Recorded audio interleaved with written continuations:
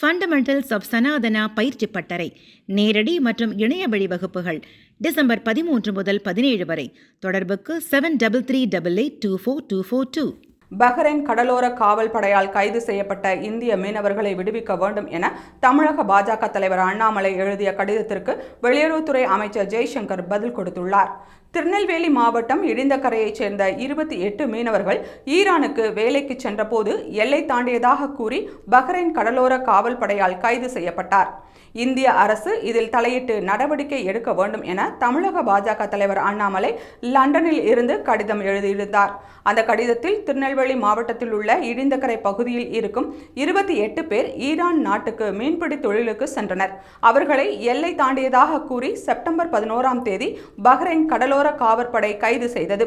இதனால் இந்த 28 பேரின் குடும்பங்களும் கவலையில் இருக்கின்றனர். அவர்களை விரைவில் விடுதலை செய்ய வேண்டும் என கோரிக்கை விடுத்துள்ளனர்.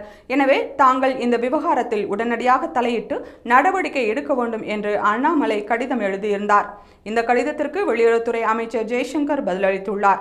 இதுகுறித்து அண்ணாமலைக்கு அவர் எழுதிய கடிதத்தில் இந்த மீனவர்கள் டிசம்பர் 10ஆம் தேதி பஹ்ரைன் அரசால் விடுவிக்கப்பட்டனர் என்ற செய்தியை கூற விரும்புகிறேன்.